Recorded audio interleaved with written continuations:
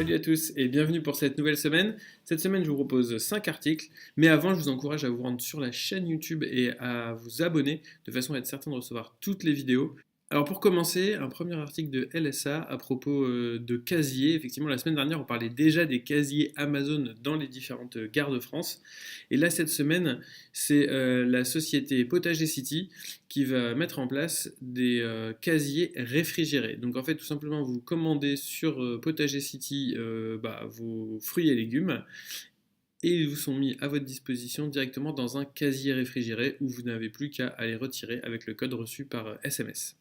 Ensuite, un deuxième article de LSA à propos du nouveau concept store de Franprix dénommé Darwin dans le 11e arrondissement de Paris.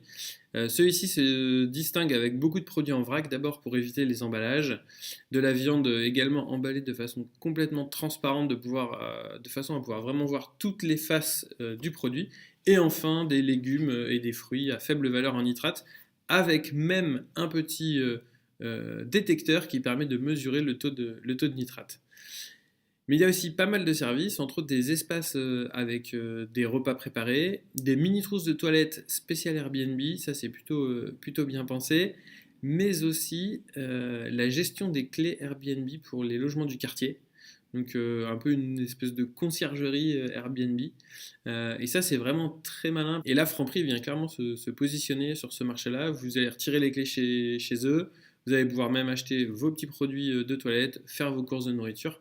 Voilà, c'est vraiment un petit service malin. Et pour finir, des herbes aromatiques gratuites, puisqu'une fois que vous avez fait vos courses avant, en attendant de passer en caisse, vous pouvez récupérer quelques herbes aromatiques.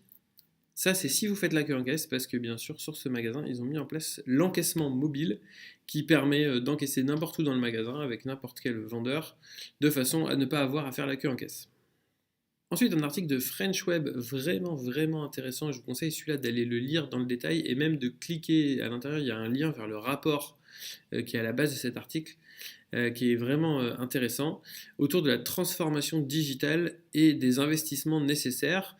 Parce que souvent, la question qui revient, c'est OK, mais qu'est-ce que ça va rapporter qu'on investisse autant d'argent dans cette transformation digitale? Et du coup, dans cet article est présenté le RONI. Alors, on connaît tous le ROI, le Return on Investment, et là c'est le Return on Non-Investment. C'est en gros ce que vous perdez à ne pas investir. Parce qu'on a tous compris que la transfo digitale, c'est pas vraiment un choix qu'on a, c'est quelque chose sur lequel il faut aller, c'est une nécessité pour conserver, ne serait-ce que pour conserver son business.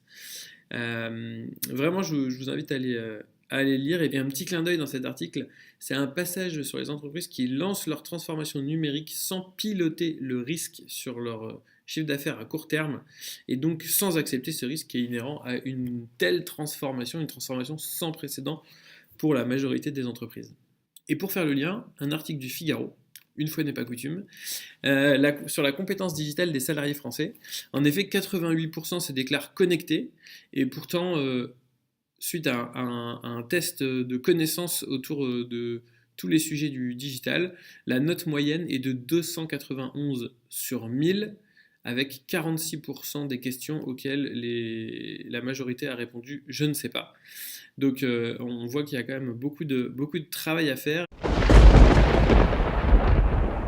Et enfin, une news Amazon. Une semaine sans news Amazon ne serait pas une semaine normale. Le géant vient de racheter PillBack, c'est un site qui vend des médicaments aux États-Unis, qui bien sûr possède la licence pour vendre ces médicaments, et apparemment leur achat se serait fait pour un peu moins d'1 milliard de dollars. Petit détail croustillant, Walmart discutait depuis le début de l'année avec PillPack pour un rachat, mais il n'a pas été assez rapide apparemment, et Amazon est passé par là et lui a coupé l'herbe sous le pied. Encore un secteur où on va arriver à Amazon, on peut se demander où est-ce qu'il va s'arrêter. Voilà, c'est tout pour cette semaine. N'hésitez pas à liker si vous avez aimé, ça me donne de l'énergie, et on se retrouve la semaine prochaine. Bonne semaine et bon business!